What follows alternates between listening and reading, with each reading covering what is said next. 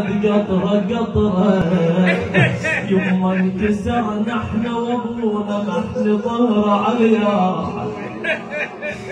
انكسرنا احنا وابونا محل ظهره محل ظهره ومثل حالتنا قامت خنق عبر يا علي أقبلوا إلى دار علي وفاطمة ما إن علموا بها قالوا للثاني إن في الدار فاطمة قال وإن ثم هجموا على الدار وهي تنادي ومحمدا هكذا يصنع بحبيبتك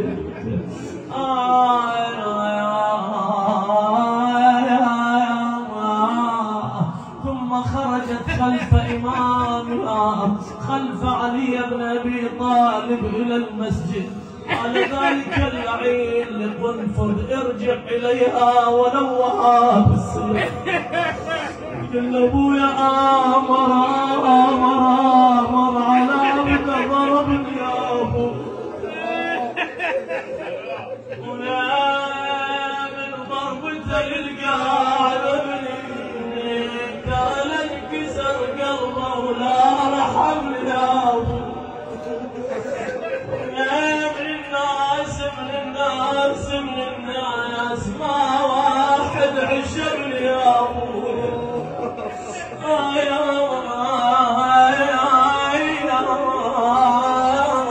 ذهبت خلفه حنت أنت قال أمير المؤمنين عم يا سلمان أدرك فاطمة خلوا ابن عمي أولى أكشف للدعاء رأسي وأشكو للإله شجوني قالت يا سلمان يا غصبوا حقي صبرت عم يا سلمان أسقطوا جنيني صبرت عم يا سلمان كسروا أضلاعي صبرت عم يا سلمان يريدون قتل ابن عمي عليا يحسون سيدتي والله يحسون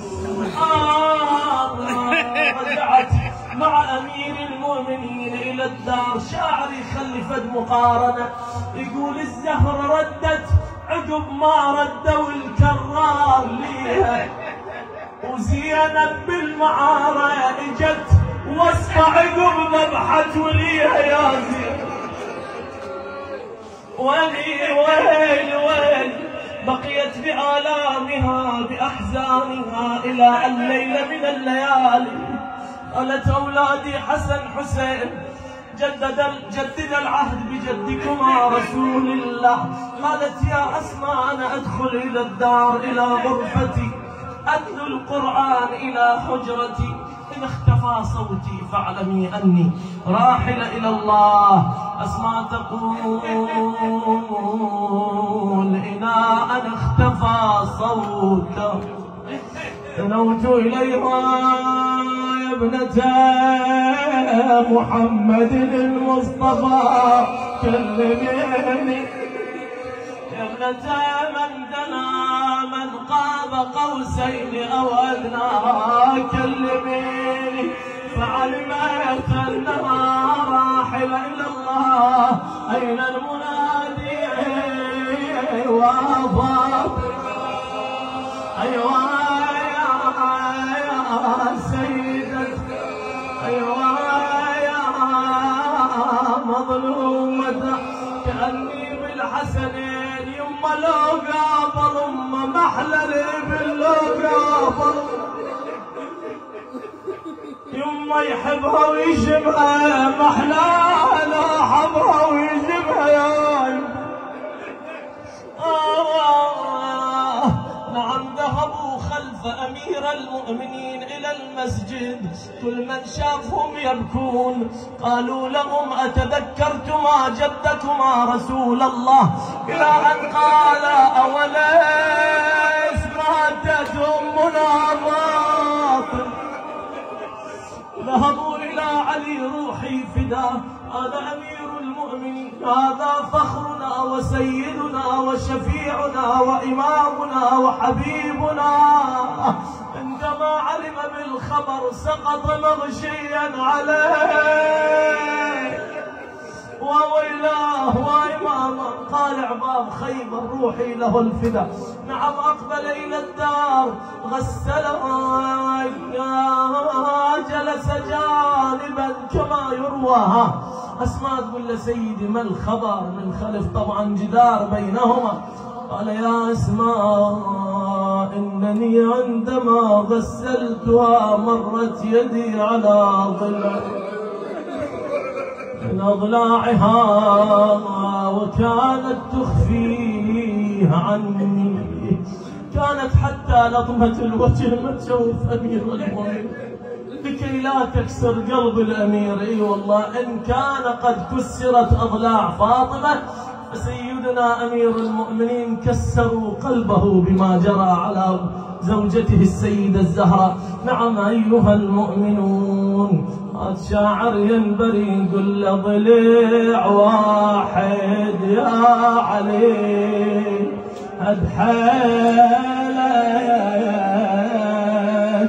يا ضلوع حسين شد ضلع واحد عليه رخص دموعي العين، ظل يجذب الحسرة ويهل دمعي العين. بالله شلون لا عاين ضلوع حسين، وذاك اليوم خيل العدل رض النار. نعم عقد قبل أن يعقد الكفن صاح أولادي، قال أولادي حسن حسين زينب. أسماء تقول كسر خاطري حسين، أمه كذبي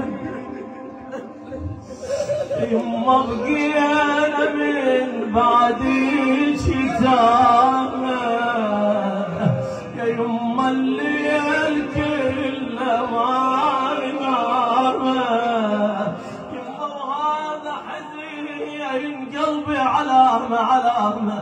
نعم عقد الكفن. أمير المؤمنين يقول والعيش الذي عاش به أخي وابن عمي رسول الله، رأيت الزهراء حنت وحنت وفتحت باعيها وضمت الحسنين إلى صدرها.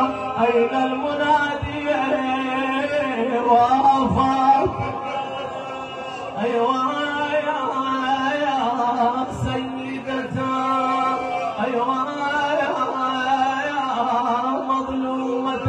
حتى جاء النداء من السماء يا علي نح الحسنين عن أمهم فاطمة فقد أبكيا ملائكة سمايا. نعم أرادوا حمل السيدة الزهراء جنازتها. أنا حر قلبي شاعر يعطي هذا المعنى، تقول له يا شيال النعش لا تجي له يا يمه، افراق الوالد افراق الوالد افراق الوالد يا زهراء ما في حيله يا يما اللي ظلت بالهدوم فدوى الريع دج ظلت بالهدوم، يما ونشمك اليوم مثلي الوريد وينشمك كل يوم. يما يبات ملجوم ترى الماتة ثم يبات ملجوم يا زهراء. نعم مثل ما وصت الكرار بالليل النعش شاله شق بيده ضريح لها ودمعه على الوجه ساله يا علي. إلى أن دفنها أوصته بكثرة القرآن، تلاوة القرآن على قبرها، وهي والله القرآن الناطق غفى قليلا جاءته بالمنام: يا علي ارجع إلى الدار، إن زينب أفاقت من نومها.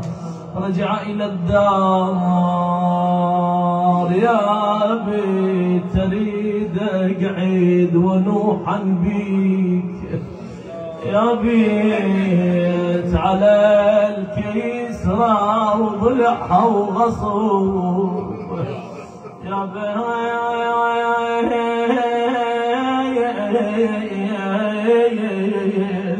يم الحسن يم حسين تبكي عليك، يا بيت اظن هل انسبت بالغاضب،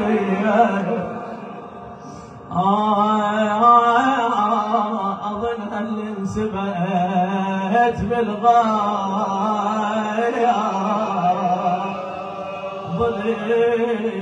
ابيات الدعاء: نعم اجركم الله، زينب روحي فداء.